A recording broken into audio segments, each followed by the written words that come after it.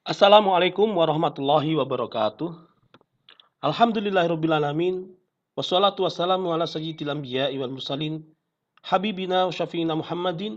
Wa ala alihi wa sahbihi. Wa man tabi'ahum bi ihsanin ila yaumiddin. Ikhwani fiddin rahmatullahi. Para pemirsa channel YouTube yang berbahagia.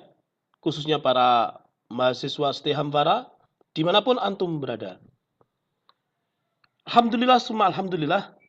Kali ini saya akan menjelaskan tentang Quo Vadis ekonomi Islam. Jadi saya akan menjelaskan ke arah mana sebetulnya perjuangan ekonomi Islam yang sedang kita pelajari sehari-hari di ST Hamfara ini. Untuk itu, mari kita buka slide-nya dulu.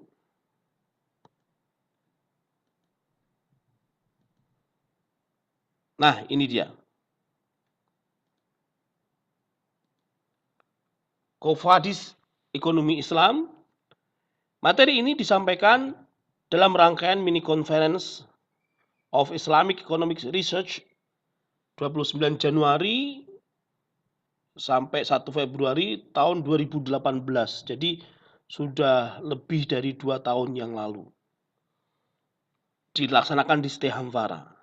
Ini saya sampaikan kembali di majelis ini dalam rangka merefresh ingatan kita bahwa perjuangan ekonomi Islam ini belum selesai dan terus akan kita gencarkan, akan kita gas sekuat-kuatnya sampai kita menang, sampai kita diridhoi oleh Allah Subhanahu wa taala, sampai kita berhasil meraih cita-cita kita.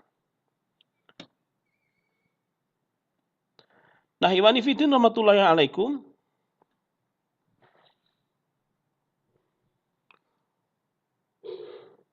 Quo Vadis ekonomi Islam ya. Ini sebetulnya dilatar belakangi oleh kuliah saya waktu kelas teori di bangku S3 UIN Sunan Kalijaga. Waktu itu mengambil mata kuliah perkembangan pemikiran ekonomi Islam yang mengajar Prof. Musa Asy'ari. Beliau cerita tentang perguruan tinggi yang semakin kesini, semakin lama semakin menjadi menara gading. Semakin jauh dari problematika realitas masyarakat yang ada. Jadi perguruan tinggi disibukkan oleh penelitian-penelitian yang substansi dari penelitian itu tidak menyentuh problematika yang ada di tengah-tengah masyarakat.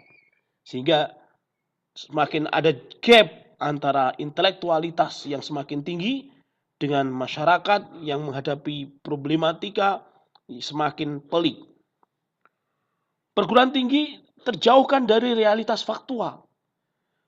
Tersibukkan oleh hipotesis-hipotesis yang terus semakin memviral. Jadi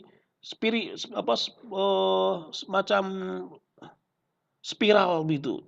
Hipotesisnya itu memutar-mutar, membuat bayang-bayang yang semakin jauh dari realitas.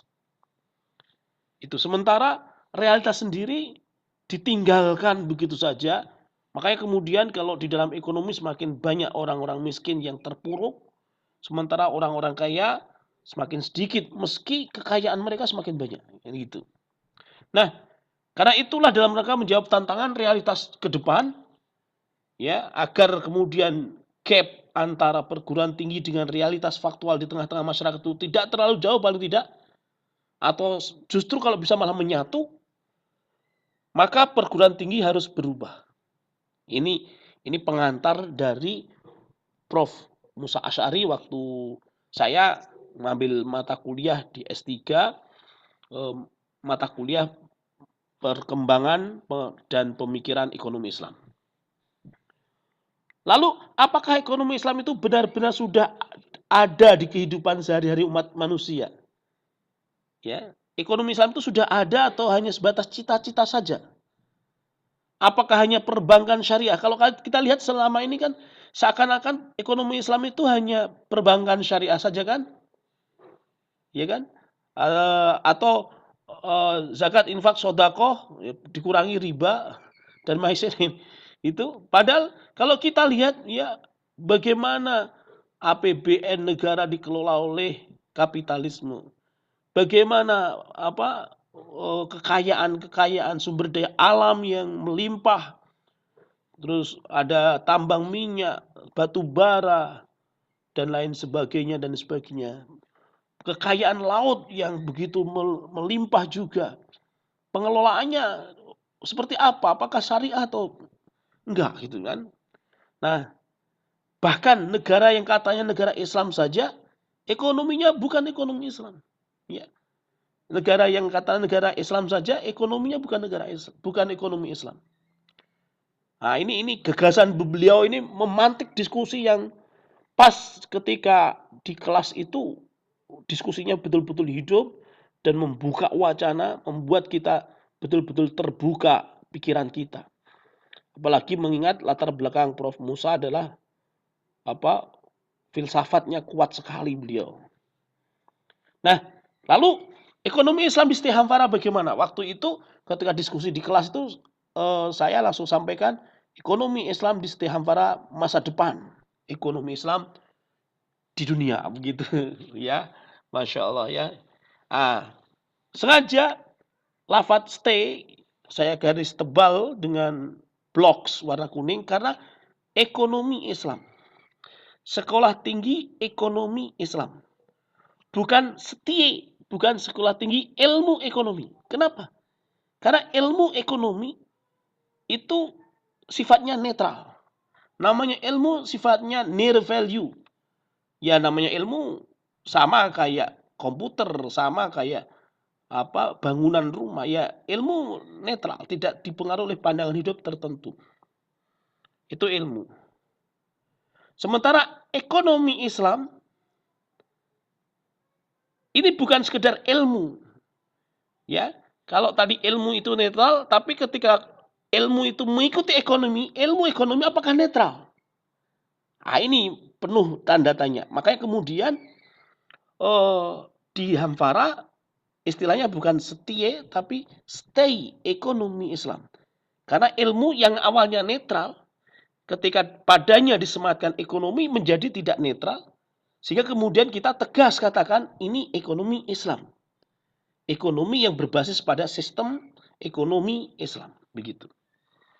Sehingga berangkat dari Al-Quran, Al-Hadis yang tidak sekedar kajian normatif, tapi betul-betul landasan filsafat ilmunya kuat. Sebuah analogi, ya, di suatu ruang jamuan, di sana ada meja makan dengan di atasnya tersaji berbagai jenis menu makanan yang siap santap.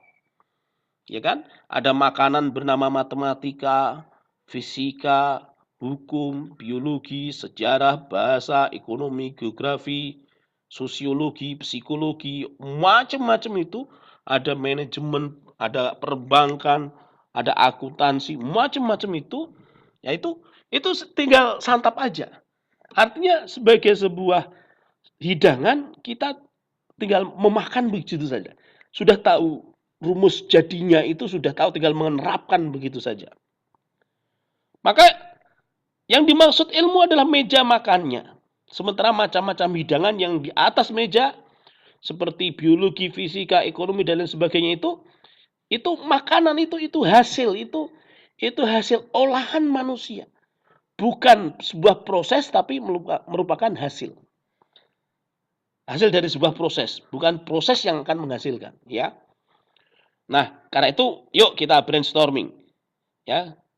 Apa yang ada dalam benak Anda jika disebutkan istilah-istilah misal fisika, biologi, matematika, ekonomi. Kan seakan-akan kalau kita bicara fisika, matematika, biologi, ekonomi itu ya, matematika itu hitung-hitung, kan itu. Biologi itu makhluk hidup, kan gitu. Fisika itu fisik ya. Ekonomi itu sosial. Jadi di dalam frame kerangka berpikir kita, frame berpikir kita itu sudah ada informasi awal tentang istilah-istilah yang kemudian menjadi pelajaran-pelajaran yang diajarkan di bangku-bangku sekolah maupun mata kuliah yang diajarkan di bangku-bangku perkuliahan. Itu sudah ada. Makanya kemudian ketika kita mau mengupas lebih jauh tentang makanan-makanan tadi, caranya bagaimana memasak, bahan-bahannya apa, maka seperti itu menjadi kita tahu bahwa ilmu ini ada dua macam. Ada ilmu alam, ada ilmu sosial. Ibarat makanan, ilmu alam dan ilmu sosialnya sudah siap santap. Tanpa mengetahui cara masaknya bagaimana, bahan-bahan makanan itu apa saja. Lagian kenapa harus dibagi dua, ilmu alam, ilmu sosial misalnya. Ya, itu menarik sekali itu. Kalau kita gugat dengan studi kritis kita, kenapa harus ada dua? Kenapa tidak tiga? Misalnya ilmu agama gitu kan, atau ilmu bahasa misalnya. Kan biasanya kita belajar IPA, IPS kan gitu kan. Itu. Nah, dalam rangka itu pula kita belajar lebih mendetail untuk mengetahui bagaimana dengan cara masaknya. Bahan-bahan makanannya itu apa saja.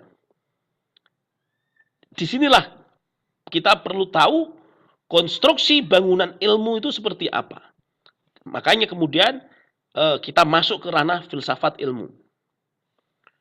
Ya, bangunan ilmu pengetahuan ditinjau dari ruang lingkup pembahasan filsafat itu harus tahu petanya. Pertama, filsafat itu ada filsafat etika. Filsafat etika membahas tentang baik dan buruk. Ya, ini nilai-nilai moral dan agama biasanya. Ya, kemudian ada kampus-kampus agama, ya ada UIN, ada Sanata Dharma, ada Stein, ada pesantren dan lain sebagainya. Bicara moral sebetulnya. Meski kalau konsisten terhadap studinya, maka mereka tidak akan melakukan penelitian studi ilmiah atau tidak menggunakan filsafat ilmu. Kenapa? Karena filsafat ilmu ini membahas tentang benar dan salah. Sementara banyak ya studi di kampus-kampus agama ini hukum bicara dengan benar salah gitu kan. Sering menghukumi, sering begitu.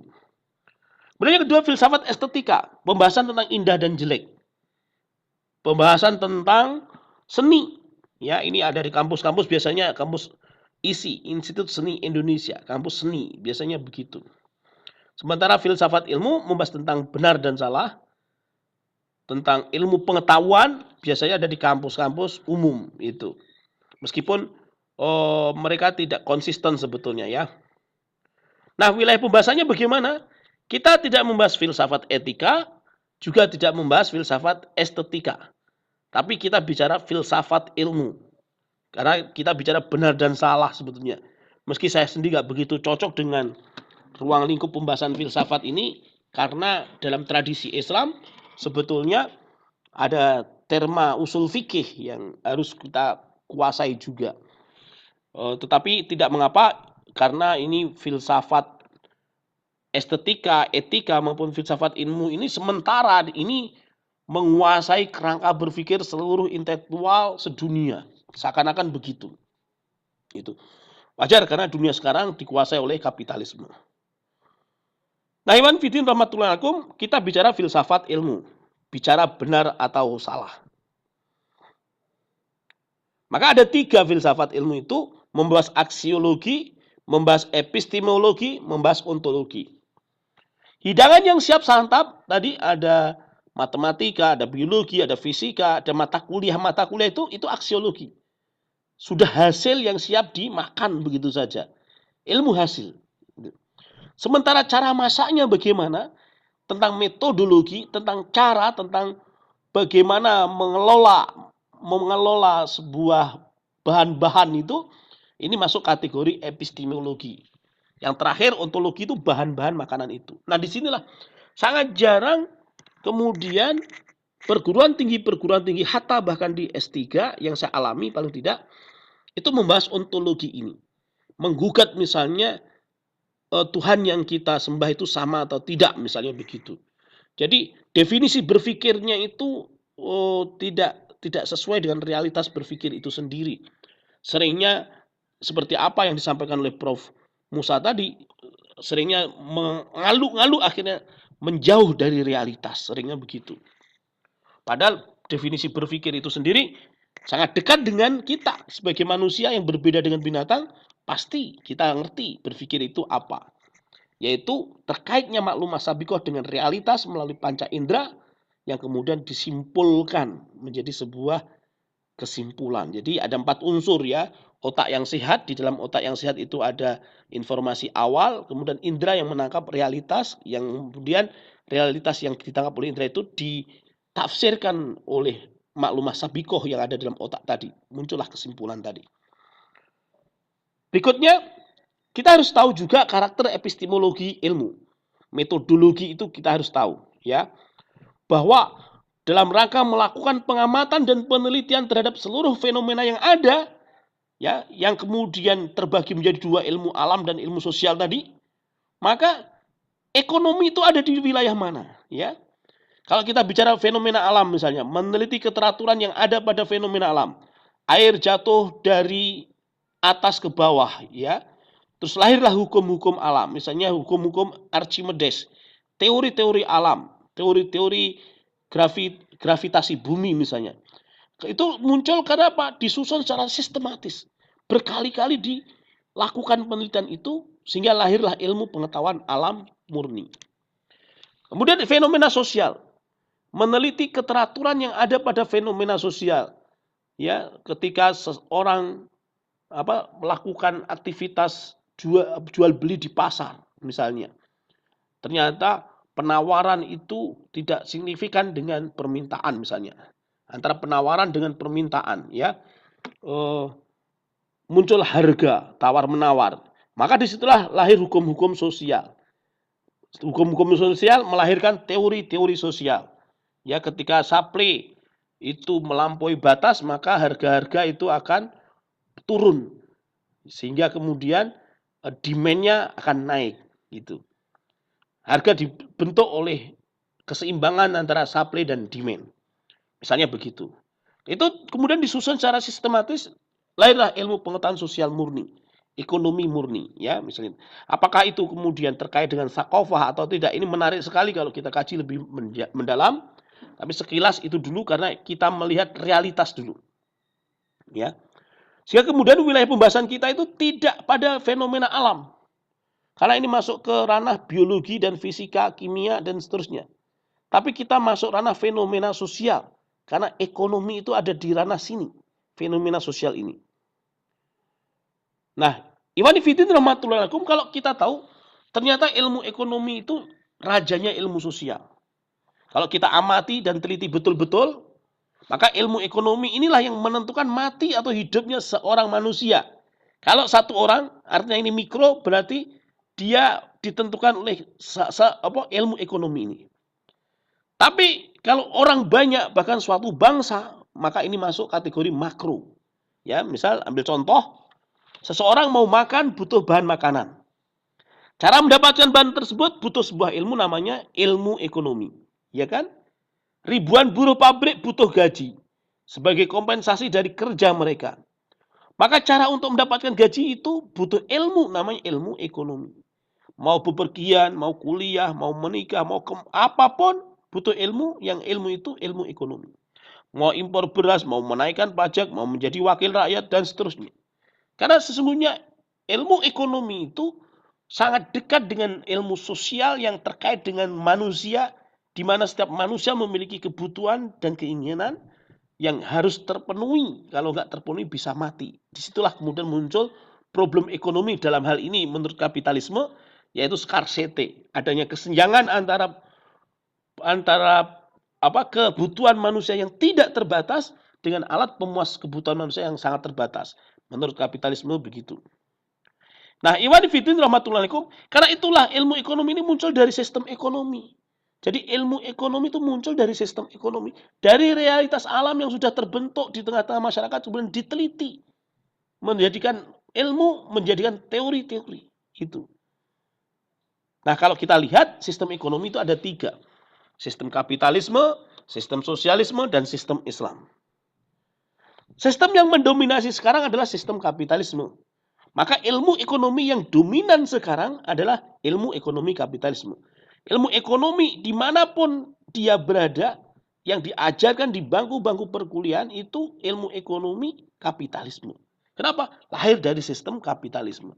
Satu kasus misalnya ketika membahas tentang problem ekonomi itu scarcity, kelangkaan, antara kebutuhan manusia yang tidak terbatas dengan alat pemuas kebutuhan yang terbatas, ini sudah berangkat dari paradigma kapitalisme sebetulnya. Berangkat dari latar belakang filosofis yang sifatnya kapitalisme. Di dalam Islam, alat pemuas itu bumi dan air dan kain alam yang terkandung di dalamnya ini Allah ciptakan untuk manusia, tidak terbatas. Ya, meski terbatas tapi cukup untuk memenuhi kebutuhan hidup manusia. Manusia hidup di bumi kan gitu. Sementara bumi itu belum tereksplorasi lebih maksimal lagi. Itu. Belum kalau kita lihat realitas kebutuhan. Apakah betul kebutuhan manusia itu tidak terbatas? Enggak, yang tidak terbatas bukan kebutuhan, tapi keinginan. Gitu kan? Keinginan manusia yang tidak terbatas. Kalau kebutuhan terbatas, sekali makan sudah kenyang selesai. Punya baju satu, yang dipakai satu itu aja. Masa mau pakai baju sampai berlipat-lipat? Ya, nggak mungkin. Kebutuhan manusia itu terbatas. Tapi kebutuhan ini kalau tidak dipenuhi bisa mati. Beda dengan keinginan. Karena keinginan itu tidak terbatas, kalau tidak dipenuhi dia bisa stres. Makanya kemudian orang biasanya takut stres untuk memenuhi kebutuhan keinginannya sebetulnya, keinginan. Sehingga beda antara want dengan need. Antara need dengan want, ya, gitu.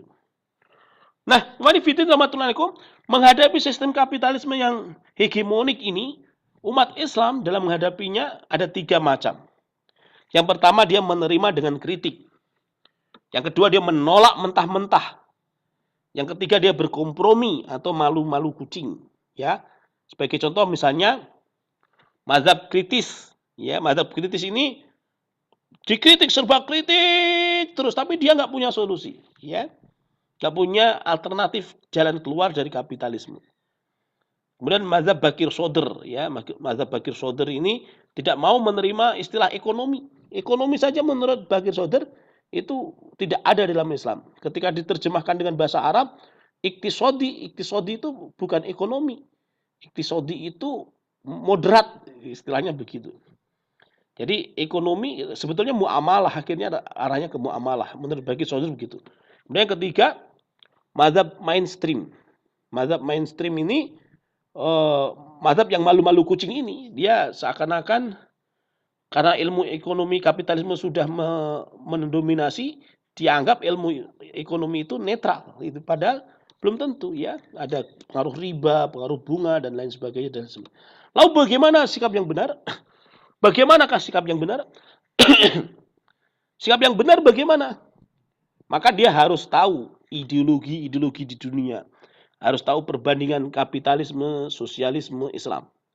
Dia juga harus tahu metodologi penelitian antara metode ilmiah dan metode rasional. Catatan, ya, termasuk menyikapi tirani Scopus, ya, Dodge, Directory of Open Access Journal, Thomson Reuters, Mendeley, Schemagus, Science Direct, banyak sekali itu yang terkait, dan ini juga saya alami. Ya Allah, mudahkanlah untuk lulus S3 harus tembus jurnal internasional ini, harus bisa menguasai bahasa Inggris dan bahasa Arab.